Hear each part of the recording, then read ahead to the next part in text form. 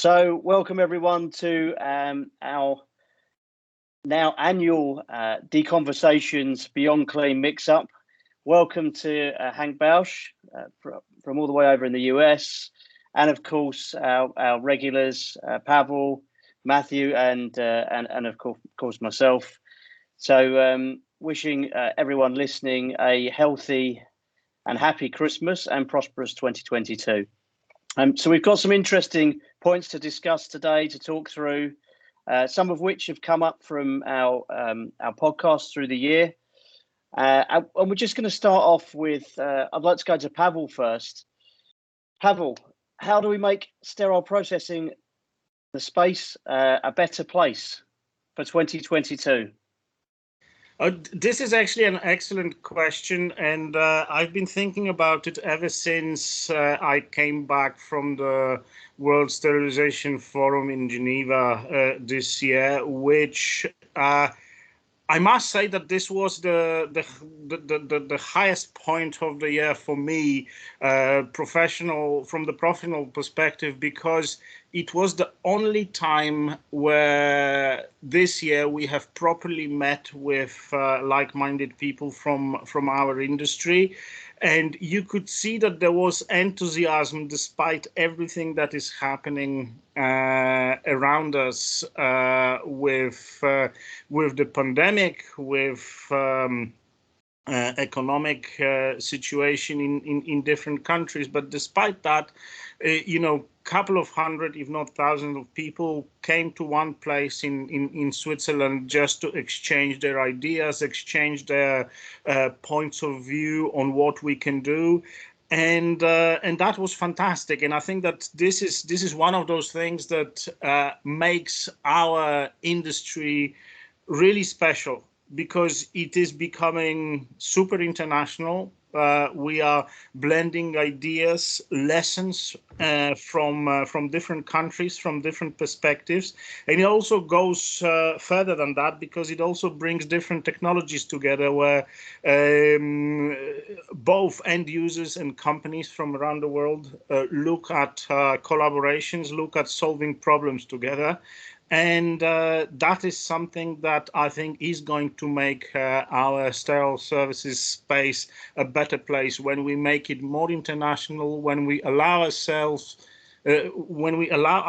space for those exchanges of concepts and ideas, and with compassion and empathy, look at others, how they do things, and learn from them. So that is something that I think is one of the key learning outcomes for us for the future, is to get our collective experience together and find out what we can do better. And at the end of the day, we can't forget that sterile processing space is all about people who work there. And I've been, even a number of times we've discussed this particular subject between me and Matthew, that somehow our industry allows us not only from the commercial point to travel the world and see nice places, but also meet enthusiastic, very clever people, learn from them, and those exchanges are hugely valuable. I at least find them to be, the thing that I'm in decontamination for. Those are the little things that make what we do special, because we can share our experience with others, we can learn from them, just experience the togetherness on the international level. So I think that if we'll have more of that international aspect in decontamination, it will be a better place for everyone. Well, what do you think? We completely disagree, Pavel. No. I'm just picking up a couple of points there. Obviously, certainly, you've raised the enthusiasm in the industry generally, and we know that that's an international thing. I mean, that's obviously why we're talking together, why we've met Hank and obviously other colleagues through the industry. this collaboration, international collaboration, it's becoming more and more important to me. Be that products, education. I mean, Hank, did you want to pick up on that a little bit, because obviously that's been the sort of cornerstone of what you guys have been doing over the last few years. What are your thoughts on that, please? I really appreciated how Pavel tied that concept back to the human spirit. That was the thought that kind of kept coming to my mind as he was describing the challenges. And of course, the question was like, how are we going to make this industry better, this department better? And it goes back, to supply chain challenges. I don't know how familiar you are with what's going on in the U.S. right now with all the cargo ships off the coast not able to get unpacked, and the serious implications that's having around our national supply chain, healthcare supply chain in particular. But any of those challenges, what's so fascinating about people and the human spirit is that we find a way in it, and it can either energize for innovation, or sometimes people, depending on who you are, it can just be depressing. It's like this is not working. It's not the way that I want it to be. I wish someone else would do something about it. But then there's certain ones of us that have that kind of spirit where we see problems and immediately we kind of jump in and say, okay, what are we going to do about it? What can I do about it? Or what can we do about it together? And I really think Sterile Services in particular is filled up with a lot of those people who see problems and start asking questions, having conversations to solve them. And the gatherings like the World Congress, for instance, is a great place to see a whole bunch of those people in one place that are out there trying to fix it. The only thing that I'll add to the World Congress, and I definitely agree, seeing each other beats talking to each other via the internet. But it has been a great platform and tool, especially for us through the pandemic, that a lot of these platforms and connections were already built prior to March of 2020, when Corona just really took over. Like, we were already talking, many of us already knew each other. There was already podcasts out there and webinars and the Facebook groups and LinkedIn groups. And so that was built. And immediately when the world shut down, we in Sterile Services had some place to go.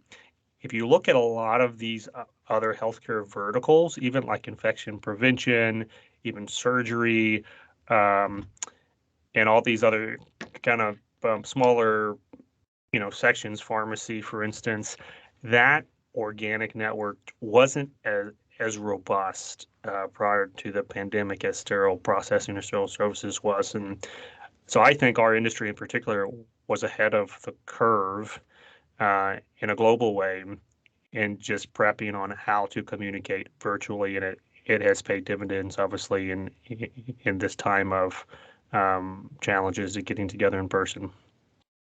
If I may jump in here, and I have one observation based on what Hank just said about our community sort of getting together. This was one of the things that it doesn't stop amazing me when I see how proactive the community gets. And if there is one sort of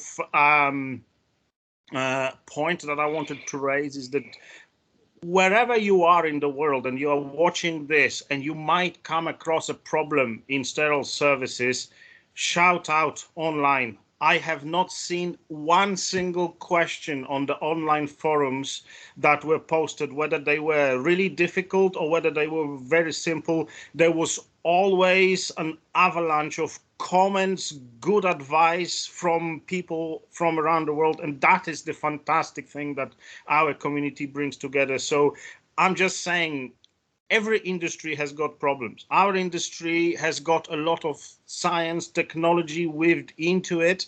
And it is inherent from that we are going to have problems of very different nature, whether it's technology, whether it's the human resources, whether it's the education. But rest assured that there is a community around you that is there always happy and eager to help. So that is the one thing that I was really proud of being a part of it. And there were a couple of people, especially on the Facebook groups, that I found to be very prolific. To mention one name, Dr. Jonathan Wilder was commenting on anything that was sterilization related, and he does a good job. and this is one of those things that, you know, he's usually getting us right to the point, putting science behind his answers, and makes it nice and simple for everyone to understand.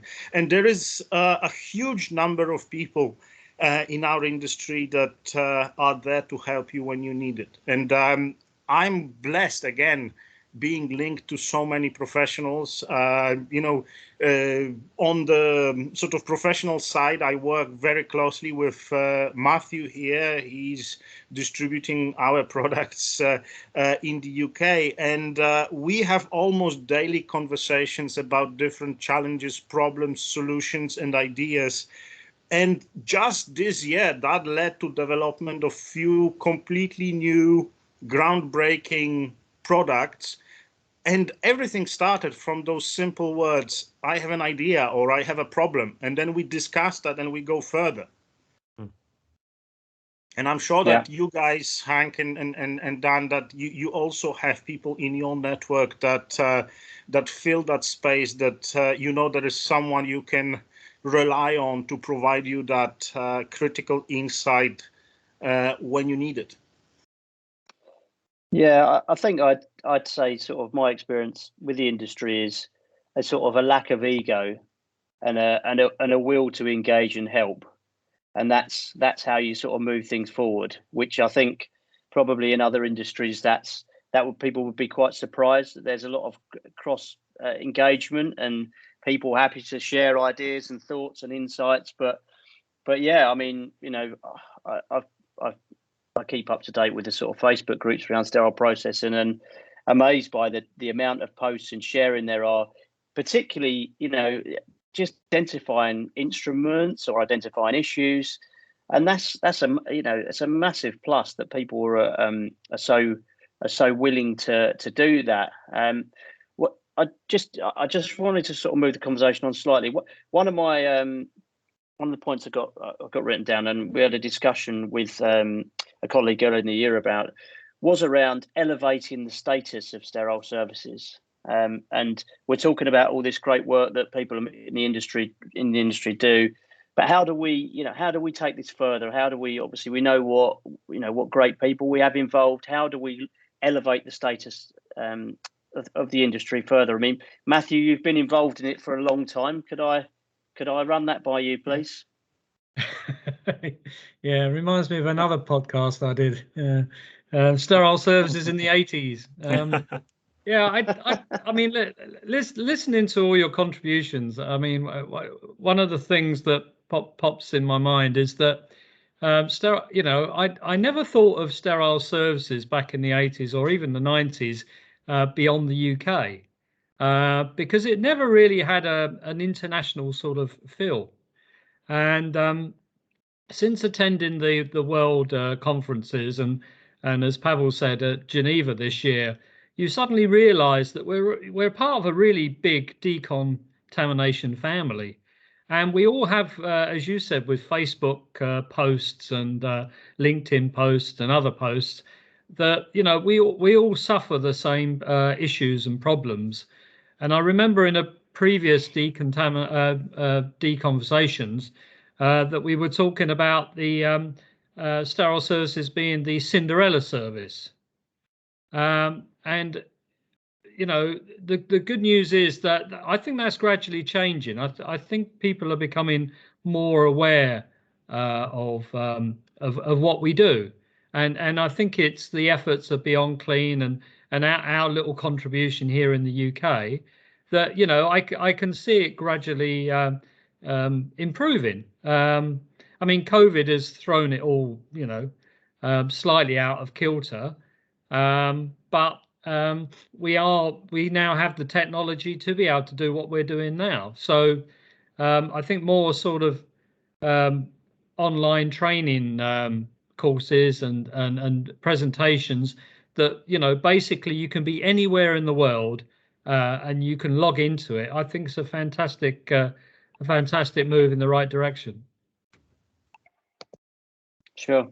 Hank, what were your thoughts around that? I mean, Yeah. I think really we were talking from the perspective of, I suppose, credibility across the hospital of the department, and really getting that message across of what's involved. And I think it was Petra Labont who we spoke to earlier in the year, was saying obviously things like people spending time in theatres, time in sterile services, really getting a feel of what's going on. Even the surgeons having some time while they're training, appreciating what's.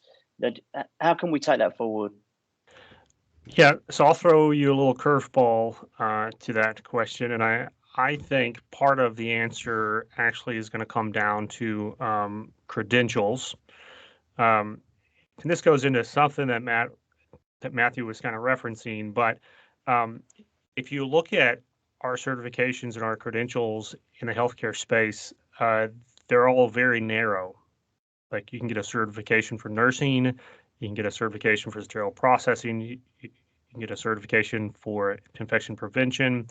But to date, we have not seen a lot of certification or credentialing programs that provide an overarching approach to particular topics, but are open to different healthcare providers. I say to date, and this is going to be kind of a personal plug, but earlier this fall, Beyond Clean launched the first ever sterile processing micro credential. And I won't spend a lot of time explaining that, but what's unique about that micro credential is it's built so that any healthcare provider involved in perioperative services can take the micro credential to learn about contamination challenges in the sterile processing and medical device reprocessing workflow, and then walk away with that shared micro credential. So it's available to sterile services, it's available to OR, it's available to IP, and I think that type of unifying educational message. It's one thing to go to a webinar, go to the seminar that are talking about various things, and as everyone knows, it's hard to make that as collaborative as we all want it to be. You know, typically it's like 95% sterile services. Maybe you get a couple of theater nurses come. I think one of the solutions is if we can incentivize everyone in that healthcare bubble with credential certifications, micro credentials in this case, that says, yes, you can come, you can learn, but then you can walk away with something not only of just educational value, but can actually build your resume and show that you are a subject matter expert in that whole flow of surgery. So I think that's part of the solution. Again, it's not going to solve the whole problem with one like silver bullet, you know, but it's a unique approach to that systemic challenge of just existing in a silo. It's a sort of cultural change, though, isn't it? I know you say it's not a silver bullet, but over a few years, I mean, as you've seen how things have changed just through your contributions through social media, the culture does change, doesn't it? And the awareness and the credibility of the industry will raise through people taking part in those qualifications. People will become more aware of what goes into each department. I think it was Linda, Matthew, that a colleague of yours from Norway that we spoke to, was talking about how sterile services and theatres integrate, and quite often that they're adjacent to each other, which of course helps with the relationship, how they work together, the appreciation of what they do. Yeah, it's interesting because in Norway, the washer disinfectors are actually in the sluice room. So basically, the instruments come through the hatch and straight into the washers. So the SSD staff are in theatres quite frequently. So it's interesting because, I mean, the UK have looked at that, having some sort of washing facilities in theatres so that the trays are washed straight away. I don't know how practical that is, especially with the centralisation of sterile services in the UK. Hank, is that happening in the States? Are sterile services or SPDs centralising? There's definitely trends around centralization, around offsite reprocessing. I think that's the future of processing for large metropolitan areas here in the U.S. It's always hard to compare the U.S. to anything in Europe because we're just so massive. There's so much land space. And everyone's so spread out. But yeah, in targeted areas where there's large populations, I definitely see that. And I think our approach and focus right now for that challenge that you mentioned is around chemicals at the bedside or at the point of use. All the questions around point of use, cleaning, and prep. All that is where a lot of that ingenuity and innovation on what kind of chemicals can we apply to at least keep this moist to start the enzymes breaking down prior to that cleaning process beginning. So that yeah, I from what Matthew's obviously describing in Norway, I can see why you have that integration between sterile services and theatres. They've got the buy-in, they know the process, but as Hank's highlighted, yeah, in the UK certainly, particularly as I suppose we look at the hospitals and needing more space and making more use of the space, it's a service that is deemed to be able to go off-site. Whether that could potentially affect how the service works. Of course, when it's all about the real estate and the hospital making the best use of it, it does tend to be a department that's of course moved, and that those changes lead to innovation, the uses of new inventions, and those sort of thought-provoking points. And Pavel, we've talked about innovations a lot, and I've got a comment here about why are so few innovations introduced into sterile processing. But just to tie that in as well, how can we encourage the adoption of new innovations? So the way I see this problem developing is because of the complexity of tasks, of technologies, and everything that happens inside of the nitty-gritty details of how instruments are cleaned and sterilized. Because of that, any new idea, any new innovation is always treated with certain anxiety, whether this is not going to introduce even more problems. What if that new innovation breaks down or causes us even more problems coming from somewhere else?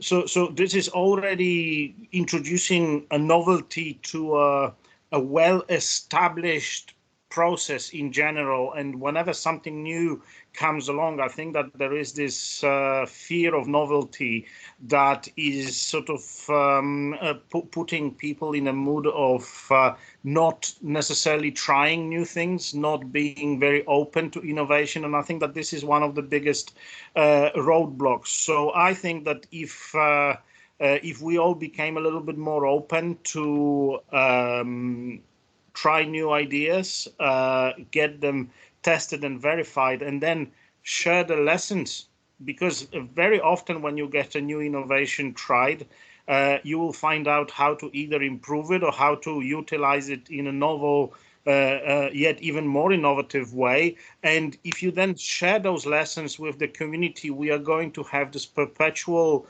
wheel of innovation, new solutions, and better and improve efficiency being implemented. If we simply say, no, I won't try it because there is a risk involved with that activity, nothing will happen. So the only thing that we can do is to be open and give the new things a try, and then share what you've learned from it. So can I add something to that, Dan? Certainly. Yep. So unsurprisingly, I think part of the solution to this is more use of social media. And I say that, concretely to say a lot of the innovations that are out there, people just don't know about them.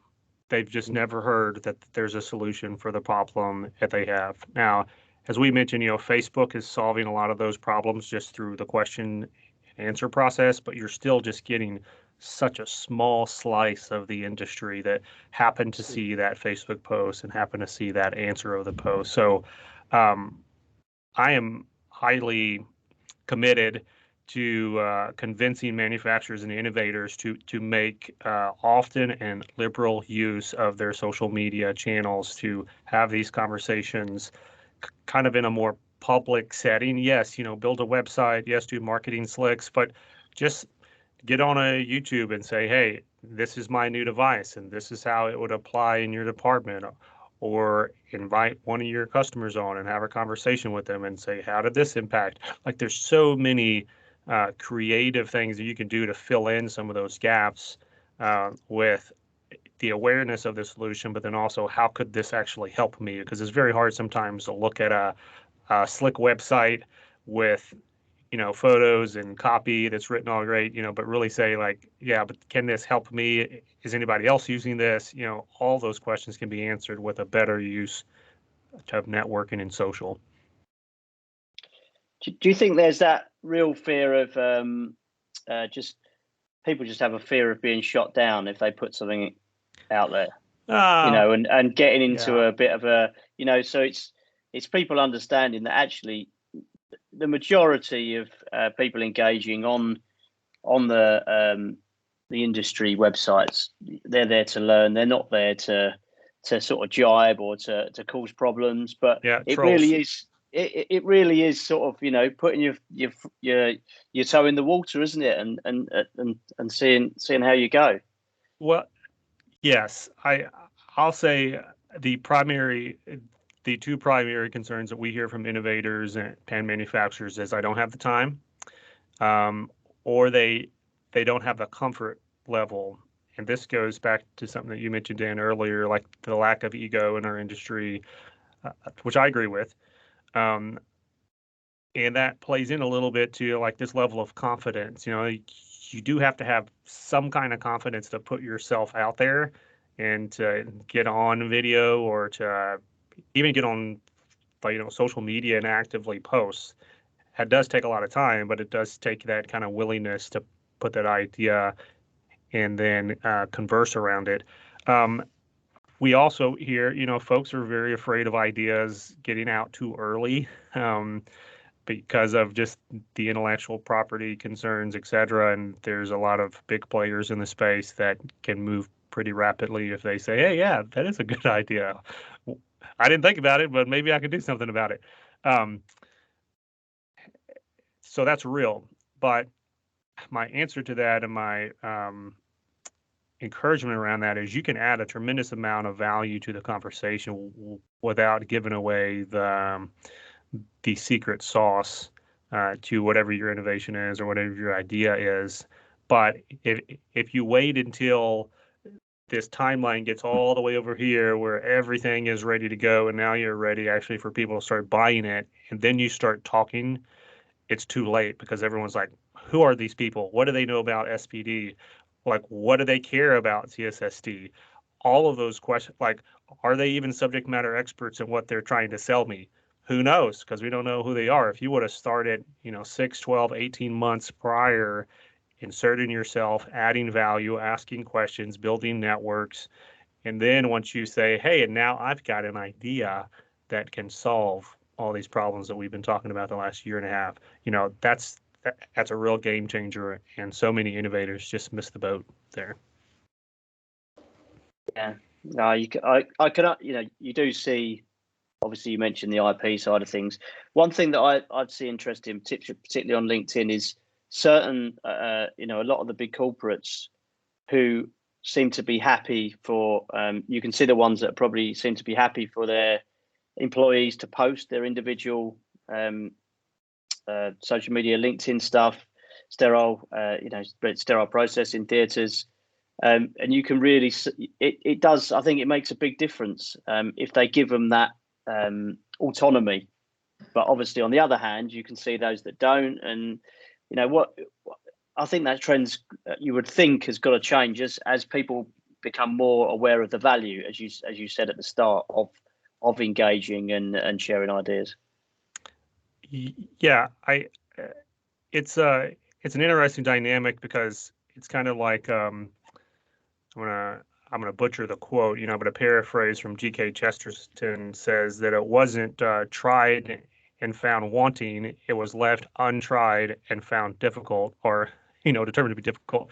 And I think that's what social is for a lot of these big corporations. Is they've tried a couple things. It's kind of traditional marketing into CSSD, but they never understood how social media has a social component. Just like Pavel was saying, like these are people at the other end of the profiles. They're not, it's like purchasing machines. It's like, oh yeah, you check all the boxes, features and benefits. This is going to save me money. Boom. I want to buy it. Yeah, sign me up. There's people that they want to have a conversation. They want it to be creative. They want it to be unique. And so on the corporate side, if you're pushing out this kind of very basic marketing type content, it's not going to work. And even if your sales team were to share it, it's not going to accomplish what you wanted to accomplish. And therefore, you're like, okay, well, social media doesn't work. No, the way that you're trying to do it is what's not working. So yes, what you see with a lot of the companies that allow their reps and their connections to share and engage in content is it gets more creative because then people add their own nuance to it and they add additional value as they share and engage, even corporate content. And then with that nuance, you get feedback from the market and the consumer and the audience to say, yes, as a CSSD technician, this is the kind of content that I want to see more of, or this is the stuff that I would like you to talk about next. All that comes with more content, so you're constantly learning and improving the process, just like we do with any other process improvement.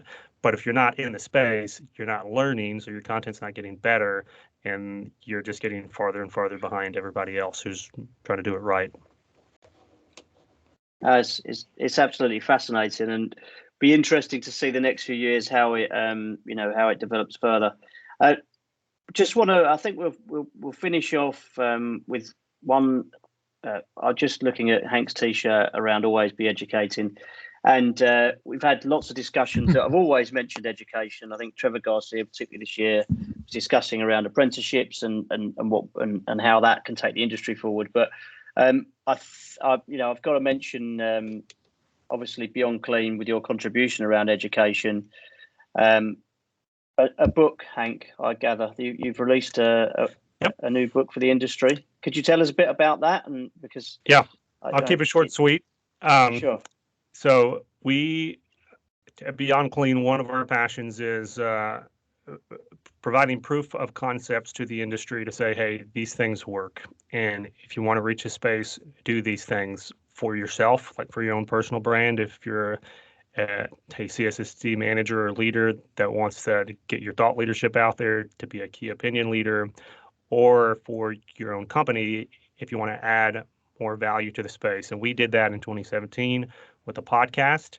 In 2017, there was no weekly sterile processing podcast. A couple of folks had kind of tried before, but we came on the scene and showed everyone, hey, you can do this, and it can be a lot of fun and drive a lot of value into the space. Now, the last count I had was 13 or 14 podcasts about sterile processing active today on a regular basis. It's just a massive.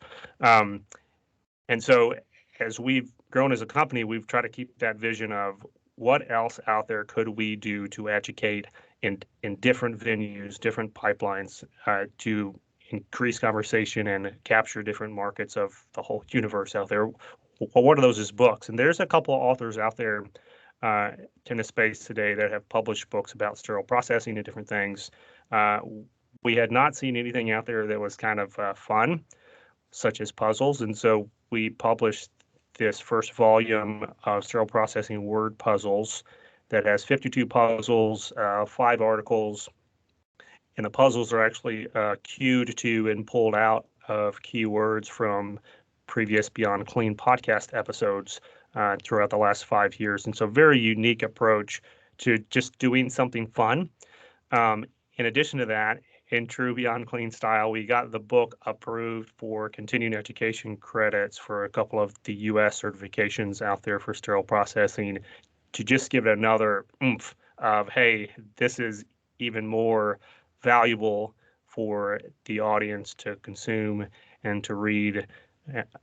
So yeah, we actually published it on my birthday, December 3rd, and it's, if you order it today, at least in the U.S., you could still get it before Christmas, but otherwise it's going to be a great gift for any new technician coming in the space to learn a lot of the vocabulary that we're talking about from a day-to-day basis, and then anyone who just likes word puzzles. So there's like word finds, word scrambles, and word cryptograms in the text.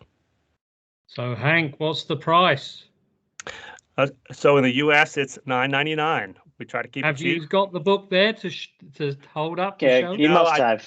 I don't have a copy with me. If you haven't, you've missed an opportunity there. Well, So can you kind of crop this in, Dan, later on in post-production? Like a whole little book. Pavel's the technical department, so he might. Actually, Pavel went.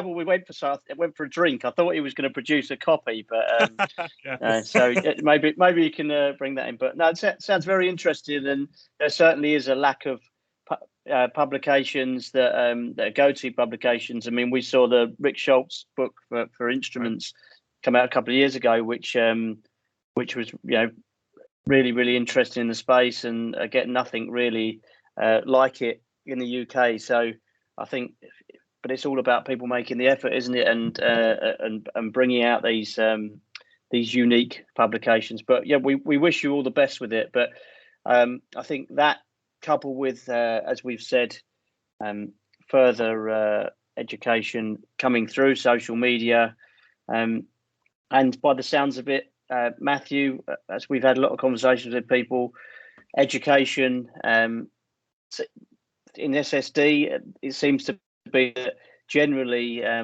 lot of the people we've spoken to have trained up from the start. It might be a job they've stumbled into and have gradually worked their way up. So it's great to see all these different tools coming into play.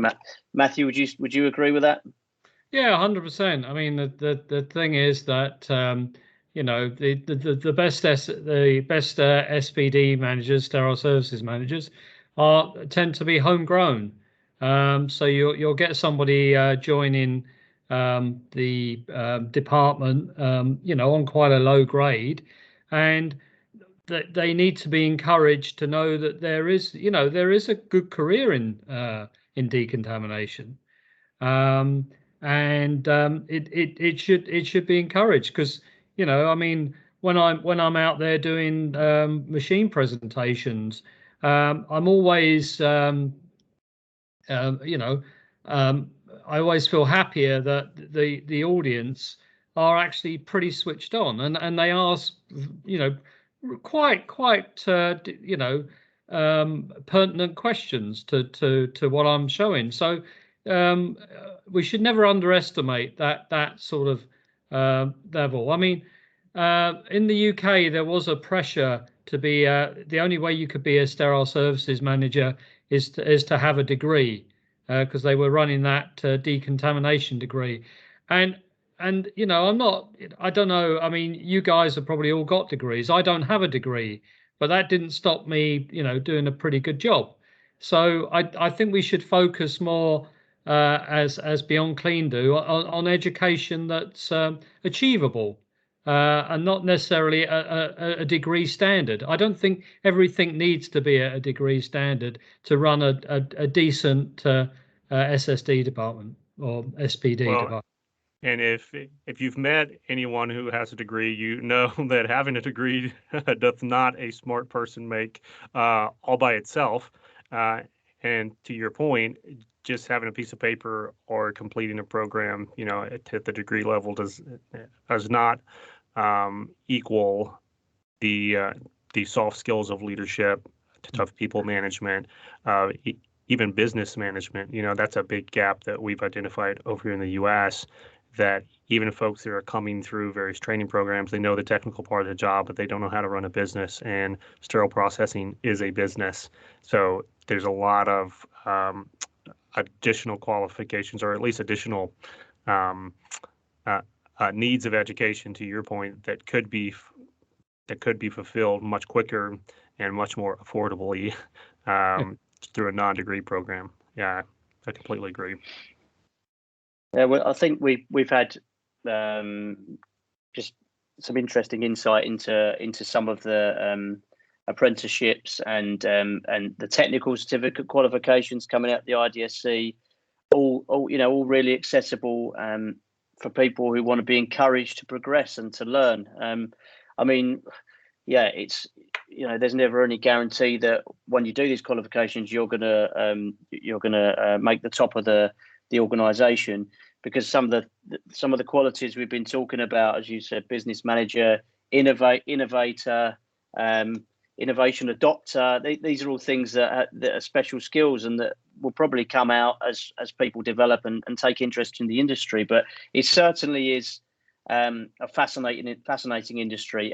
Just to finish up, a final comment: is there anything particularly that we'd like to see for 2022? Pavel, do you have anything in mind? Absolutely. Because the next World Sterilization Forum is in China, I would love all of us to go for a really nice Chinese hot meal and enjoy not only the knowledge and the decontamination forum, but enjoy just spending times with ourselves, making friends, and making what we do even more special than it is today. So I'm very much looking forward to going there and not only hanging out with all of you here, but seeing a lot of other people and just having fun. Great. I thought you were building up to this big thing of I really want us to all have like a Chinese takeaway together, but just like just separately, But going to Hong Kong sounds even better. So yeah, I like that idea. I'll pose that one to my wife when I get off the call, and I've probably got about 11 months to start negotiations. So. There you go. Well, well, anything else, guys? I just wanted to add for next year. I mean, it would just be nice to be able to travel to places and see people. I mean, Pavel and I managed to get out of the country in November to go to Geneva, and it was like an hour on a plane, but it just felt so good, to be able to go somewhere else. So my wish for 2022 is to be able to get out to San Antonio for Isham. So bit of a plug for Isham. So. I thought you were talking about Ibiza, San Antonio and Ibiza, Matthew. I thought you were a bit old for that party in the. Done that. Been there. Got a few T-shirts. Yeah. So, yeah. I'd love to see Matthew Pescott in Ibiza. Well, in my younger years. So Dan, good stuff. I will just I'll add in. Actually, both those guys really set up this next comment. Is this is a challenge for myself, but also for anybody else who's tuning in. Don't feel like you have to wait for someone else's event to see people. If you look at even the International Congress or the Isham meeting, somebody decided that they're going to have this event and they're going to open it up and invite people. Well, you can do the same thing. And I'm really considering and looking at 2022 potentially of at least starting the planning process to have some kind of Beyond Clean international gathering. And anybody can do that, right? It doesn't have to be a large organization that plans that. You just got to start talking to people and saying, hey, would you come? And if so, what would you want to talk about? And let's get this thing on the schedule to allow people playing. And it might start small, but all of these started small. So that's my challenge, not only at the international level, but any kind of local, regional events. If it's not happening, start planning it. I know the pandemic has caused some challenges with that, but everything else being equal, I just want people to realize you can be that catalyst to start the networking that you want to see in the industry. You don't have to wait on anybody else. Great. Well, that's I think a fantastic point to sign off on, and I love the enthusiasm for next year. I too hope we can travel and everyone can meet up and we can get together and have these great ideas, this human spirit we've discussed that sort of fosters innovation, collaboration. Sounds brilliant. But wishing you all the best for Christmas, gentlemen. Thank you very much for obviously your professional support over 2021, and I look forward to speaking to you all next year. So thank you very much. Okay. Thanks, guys. Yeah, Merry Christmas. Thank you. Merry Christmas. Merry Christmas.